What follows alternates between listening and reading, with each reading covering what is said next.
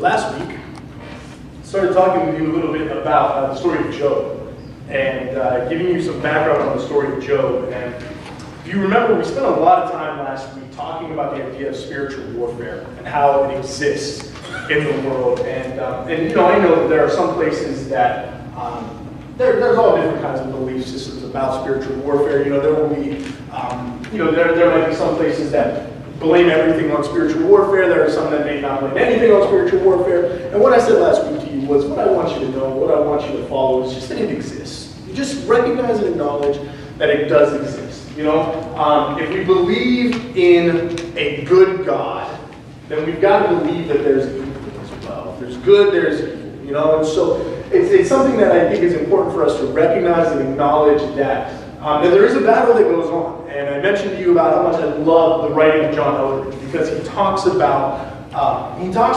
spirituality from the perspective of a war, you know, and he specifically writes to men from that perspective. And most men, I think you would agree, most men really kind of get into that whole like battle stuff, right? You know, now, I've got these friends that always make fun of me though, because like movies like Troy and Hercules and 300, all these battle movies where like there's one hero who comes in and slays like 900 people like that. I don't really get into those movies, to be quite honest with you. So then they make fun of me and tell me I'm going to go out and see, you know, like Lake House by the River and celebrate some chick. Like, my friends are very mean to me sometimes, quite honestly. They're very unkind, but, you know, I love them anyway.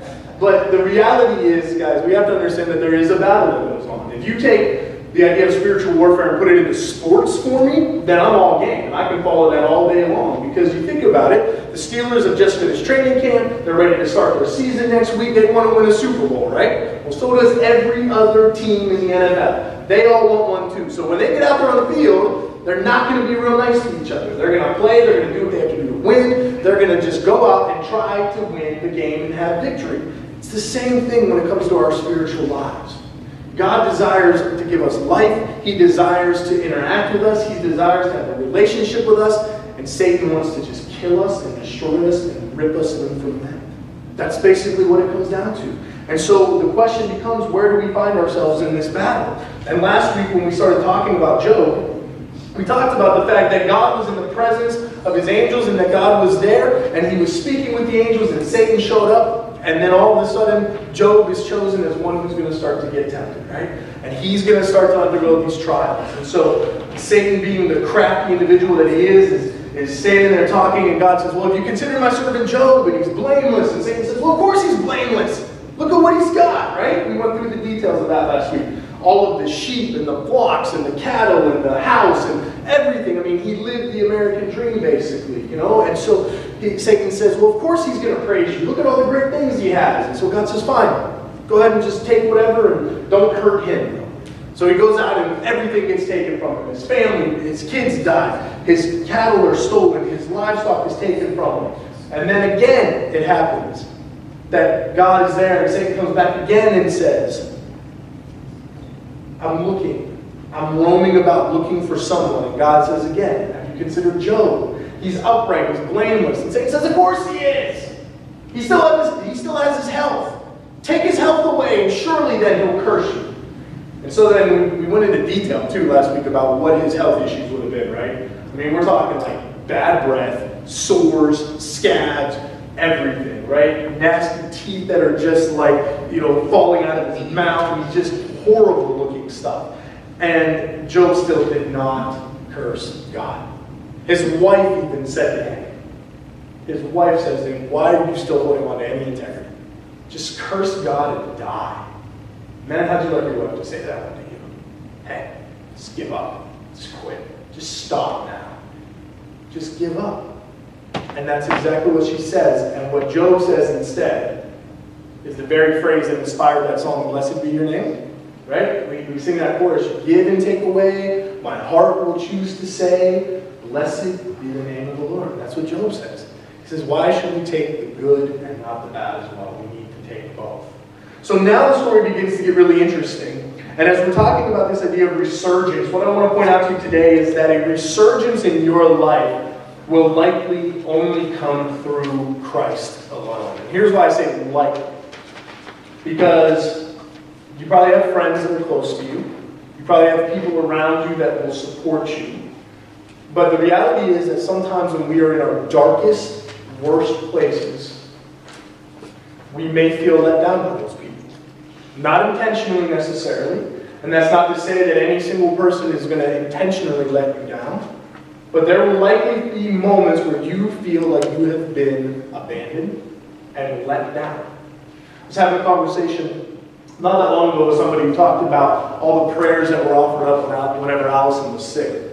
And I talked about how grateful we were for them, but I stopped and I said to Ursula, I said, I hope that they also understand though, that like, ultimately, her and I had to choose that like we wanted to move on from this, you know? I mean, if you've ever been in a deep place, or if you've ever been in a place of just being discouraged and disheartened, or if you've ever been so traumatized by something, at some point, you've got to step back and say, you know what? Am I going to keep on going this way? Or am I going to go a different way? And which way am I going to go with this right now? And Job, when he said to his wife that he was still going to praise God's name, made that choice. And so there may be a point for you in your life where you're facing something dark or difficult, and resurgence can come, and it can come through Christ alone. Because as you're going to find out here momentarily, Job's friends, they were kind of paining him. Let's just be honest. I mean, they didn't really do a whole lot to help the poor guy out. So open up your Bibles with me to Job chapter 4.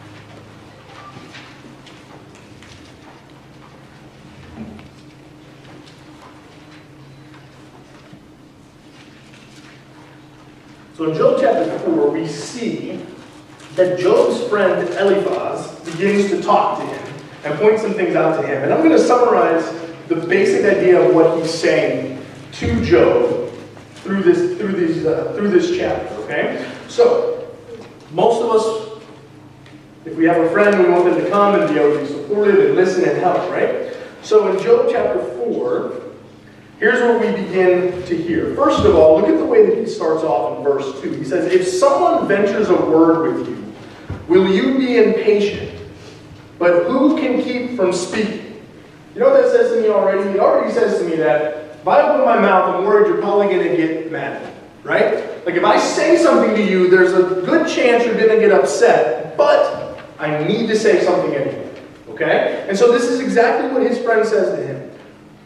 You're probably going to get mad, but I'm saying this anyway. And then in verse 3, you see that he begins to point out that Job needs to practice what he has preached to other people. Okay? So Job 4, this is beginning in verse 3, and this is what his friend says to him. Think how you have instructed many, how you have strengthened feeble hands. Your words have supported those who stumble. You have strengthened faltering knees. But now trouble comes to you, and you are discouraged. It strikes you, and you are dismayed. You guys catch that basically? He's saying you need to practice what you preach.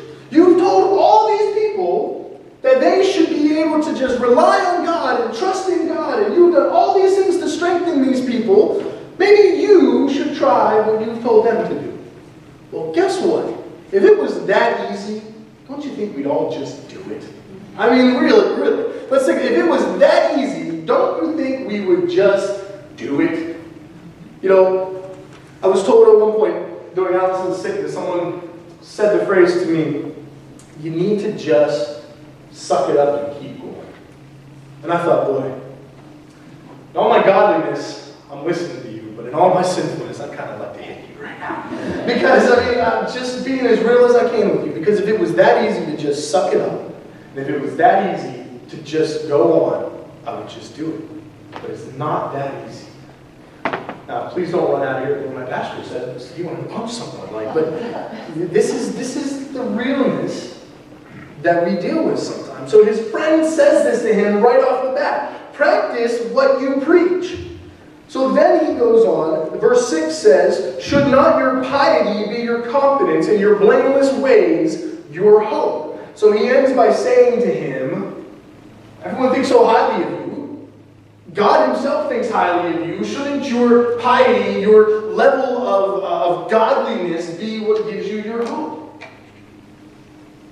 Not a bad statement to make, but was the timing the best? Not really, right? Not very good, was it?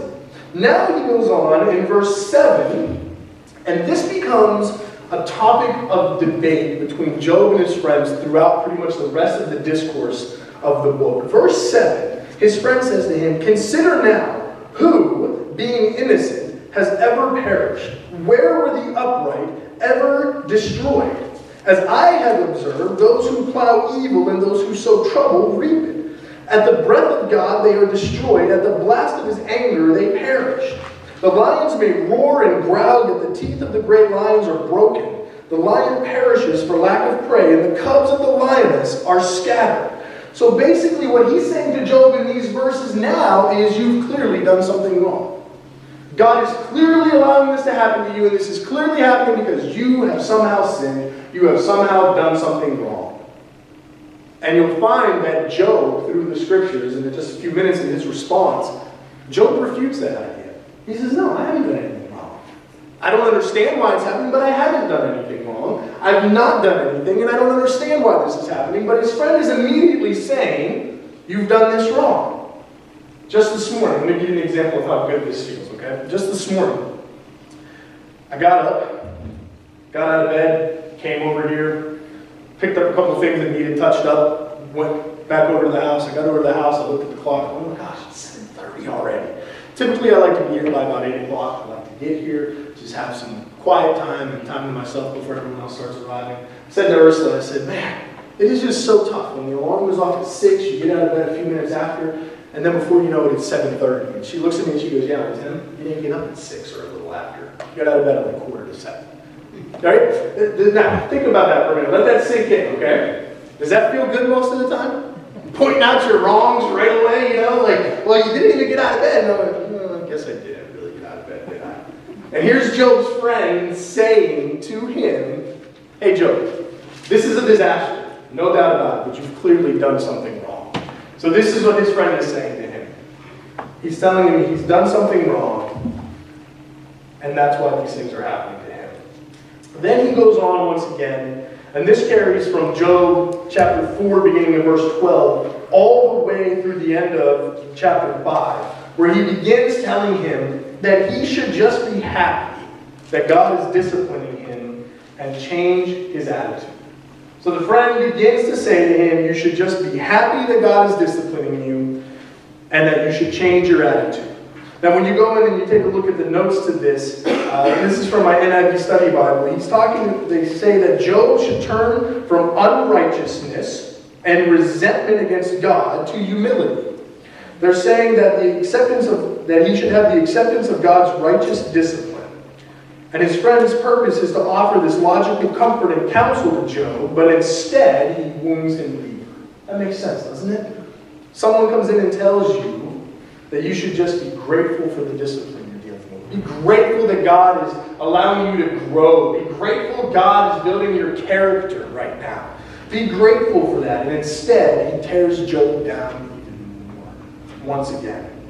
So then Job begins to respond to his friend, and in the first few verses of chapter 6, he agrees that there's absolutely something going on. There's absolutely something happening to him. He knows that there is some type of turmoil and problem present, and he agrees with that. But then he goes on, let's pick up in verse 11, and listen to his words here. He says, what strength do I have that I should still hope?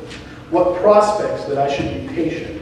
Do I have the strength of stone? Is my flesh bronze? Do I have any power to help myself now that success has been driven from me? So he's saying in those verses, it almost seems kind of hopeless, doesn't it? He's basically saying, what strength do I have that I should still hope? He's going through all of this. He's recognizing that something is going on. He's recognizing there's a problem. He doesn't understand why it's happening. And he goes on and he says, what strength do I have left? How much more do I have to give? Why should I still hold on to hope? You don't have to raise your hand, but how many of you have been there? Where you just feel hopeless. You just feel like you've got nothing left to give, right? You feel like you have nothing left to give, and you call out to a friend, or you call out to a loved one or a family member, and you just need a couple words of encouragement to say, keep it up, you're going to make it through. And instead, you get the response that Eliphaz gave. You get the response that says, clearly you've done something wrong. If you weren't doing something wrong, this wouldn't really be happening to you. Clearly there's a problem. Clearly there's something that you've done. Hey, why don't you just suck it up and get through it? Hey, why don't you take everything that you tell other people and just apply it to your life? And most of the time, it gets you down a little lower, doesn't it? It gets you down, dug deeper into that hole you were in. Unless it's done with a great deal of tact and love, right? If it's done that way, it can help bring you out, but if not, it'll just tear you down even more. And Job is saying here, I've got nothing left. I've got no strength left. What prospects that I should be patient? What do I see that's potentially good that can come of this? Do I have any power to help myself now that success has been driven from me? And then he goes on in verse 14. And he starts talking about his friend now. He says, a despairing man should have the devotion of his friends, even though he forsakes the fear of the Almighty. But my brothers are as undependable as intermittent streams, as the streams that overflow when darkened by thawing ice and swollen with melting snow. But they cease to flow in the dry season and in the heat vanish from their channels. He says that his friends are as undependable as intermittent streams, is what he's saying about his friends. How many of you have been there? To raise your hand, you don't have to show that off. How many of you have been there?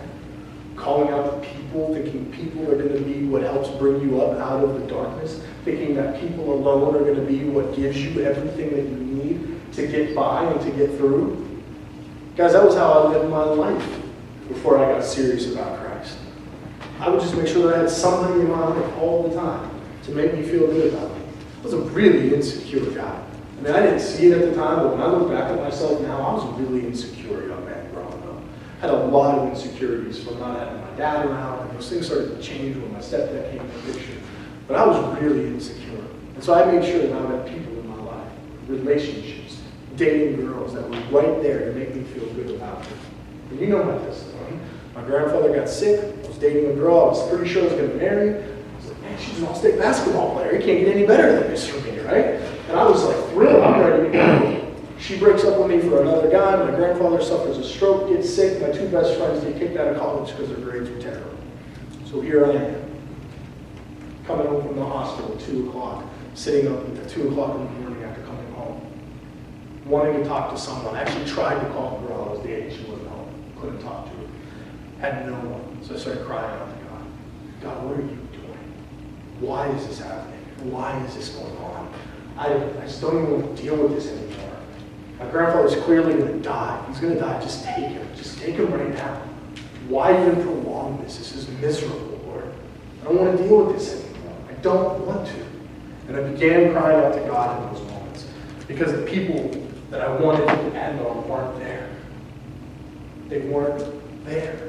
And I'm not angry at them. I'm not mad at them because you know why? Because God was doing something bigger in my life.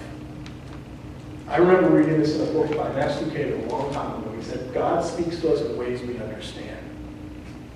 I had heard all of the altar calls. I had been at church and been in youth group and all of those things. I knew how I should have responded to God, and I just never bothered doing it. Well, God got my attention. And I turned to Him. And I began to just rely on Him for everything that I needed. And then God began to work things out for His purposes. Job is feeling as though his friends are worthless to him. And so, in chapter 7, he goes back to God again. And when he goes to God again, he begins to now carry this burden to God instead of to his friends. And he begins to talk to Him. And he begins just to pour his heart out to God in this dialogue. And what I would encourage you to do, I would encourage you to continue reading through the book of Job. And I would encourage you to pay attention to how Job talks with God and the way that he interacts with Him. Because depending on your upbringing and depending on what your history in church is, you may have an idea that if you go to God, it can only be, very strict and rigid and and just very professional and maybe monotonous and just, God, I thank you for this day. And that's like it.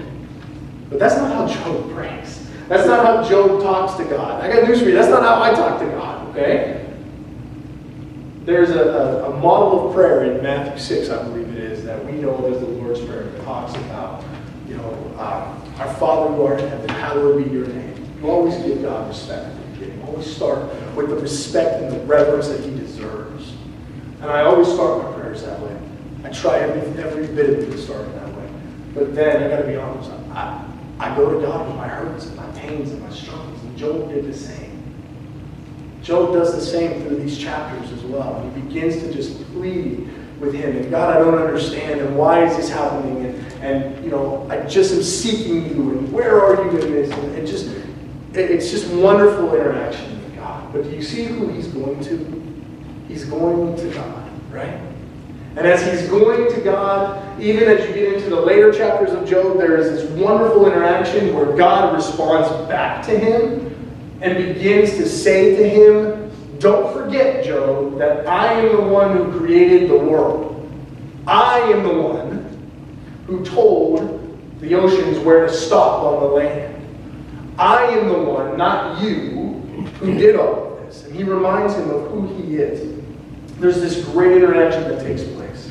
And here's what I want you to understand from that. Wherever you are, whatever you've dealt with, whatever struggles you have had, if you recognize that there is a need for a resurgence in your life, if you need something in your life, if you need to be able to just sense that you are moving in the right direction, that resurgence is going to come through Christ. And it's going to come through him. And as you're relying on God, and as you're crying out to him and reaching out to him and surrounding yourself with the right people, you can see a resurgence take place in your life. Because your friends might tell you that you're the one who screwed everything up, and you may sit and look at it and pray and go, I don't see that, God. And you may look at and read the Bible and read Scripture and not see that you've sinned anywhere. But it still might be happening, and you call out to God and you see this resurgence come from him. Because the reality is, in the Gospel of John, here's what we see. This is in John chapter 15.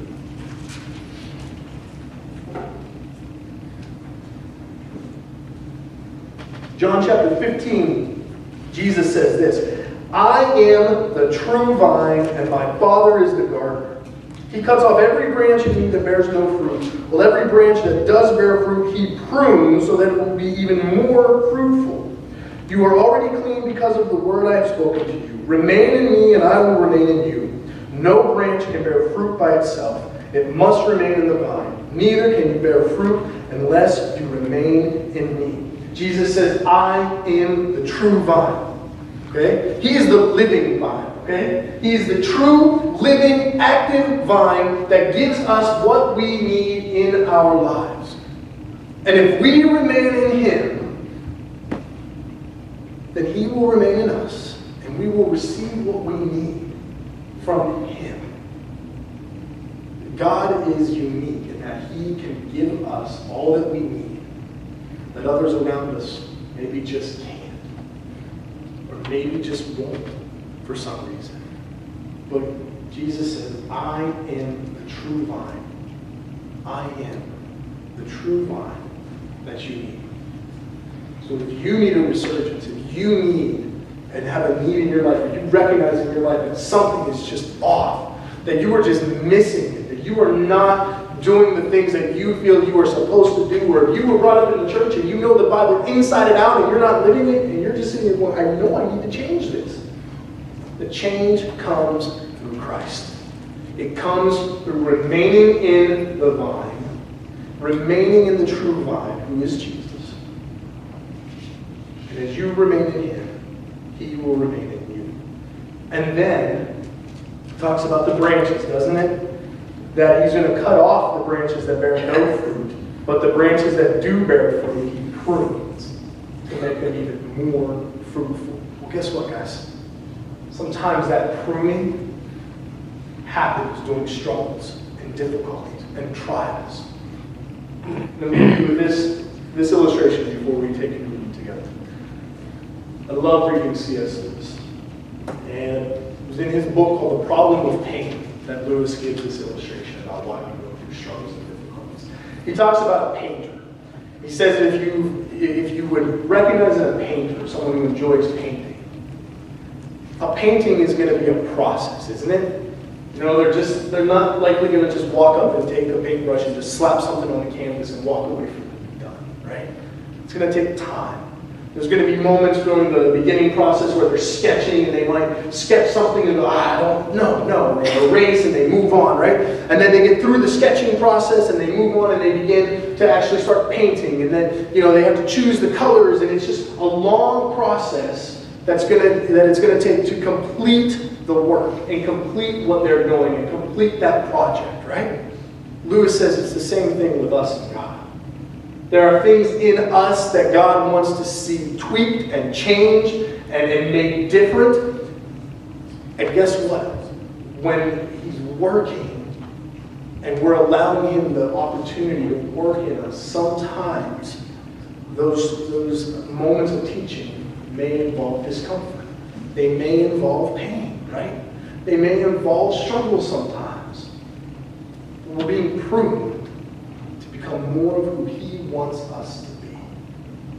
So I want to encourage you today, wherever you are, whatever you're dealing with, whatever you're struggling with, I want to encourage you today to remember that God is the true living vine, that in Him we have everything that we need.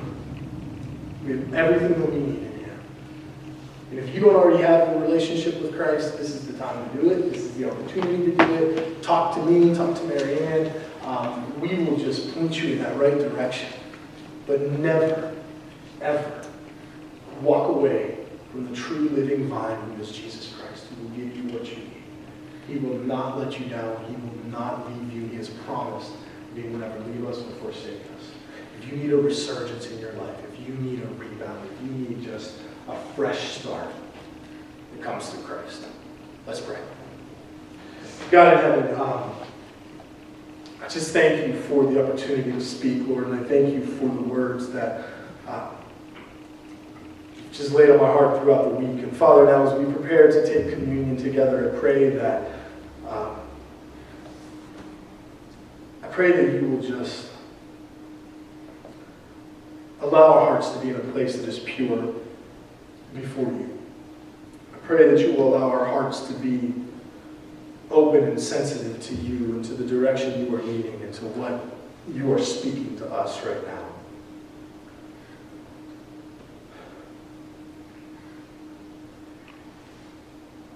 God, I know that in my own life, for far too long, I allowed other things of the world to be more important than you. And I tried to find my comfort and my peace and my help in those things, God. And Father, I just found myself being let down over and over again. But God, when I began to cry out to you and call out to you, Lord, you were there every time I called. You were there every time when I needed you. And you remain to be to this day. Father, I thank you for that truth and that reality. And I pray that everyone in this place would recognize that that can be true for them as well. Thank you for being the true living vine that we can cling to for everything that we need. Help us to do that as we get ready to leave this place in just a few moments. We pray in Jesus' name. Amen. So we're going to have a time of sharing communion together at this time. If you have never taken communion with us before, let me just give you just a few instructions of how we do it here in our Free Methodist Church. You don't have to be a member here. You can be attending for the first time. And please know that you are welcome to take communion with us. All that we ask and all that we encourage you to do is to make sure that biblically you have an understanding, first of all, of what you're doing. Understanding that this is in remembrance of the sacrifice that Jesus made for each and every one of us. We do this in remembrance of that sacrifice. And so if you have a relationship with Jesus Christ and you have asked Him to be your Savior, you have the freedom to come and to take communion with us. If you right now are just pursuing God and you know that you are sincerely and genuinely pursuing God, you can receive with us as well. Because we just need to make sure, as Scripture says, that we are not guilty of sinning against the body and blood of Jesus Christ. So if your attitude is clearly in a terrible place, if you know that you've got a lot of issues that you're not making any efforts whatsoever to resolve, then I would challenge you to take this time to quietly just be at one with God. Just talk to Him now and just make that commitment to resolve those issues. And if you make that commitment and you genuinely will resolve those issues, you're welcome to the table as well. But again, the words of Paul, that if we take of communion in an unworthy manner, that we are guilty of sinning against the body and blood of Jesus Christ Himself. So I'm going to encourage you, as the music plays, to search your hearts. Pastor Mary and I will be here at the front, one with the cup, one with the bread. And we'd like to just offer a very open time of communion. I know that if we go row by row, you may not be ready when we hit your row. You may not be prepared to come to the table at that point. But we open this up for you to come at any time you feel led. If you're not able to make it to the front, we will come to you. We will serve you the elements in your seat where you are after everyone has come forward. If you're waiting on the elements still and we don't come, just give us a wave or a nod, and we will come to you. So, Jim, I'm going to invite you to go ahead and start up our opening song, Behold Our God. And as that plays, just join me in a word of prayer as we prepare to go before God at this table. Lord Jesus, thank you for this opportunity to receive communion together. Thank you for the opportunity to take part in this act of remembrance. Thank you for the sacrifice of your Son, Jesus, on the cross, for the salvation of all of our sins, God, for our opportunity to be made right with God the Father again. And thank you for this opportunity today to celebrate and to receive these elements together. Father, search our hearts. Help us to be in a place that is right and pure before you, God. We love you. We give you praise and glory and honor this morning. In Jesus' name we pray. Amen.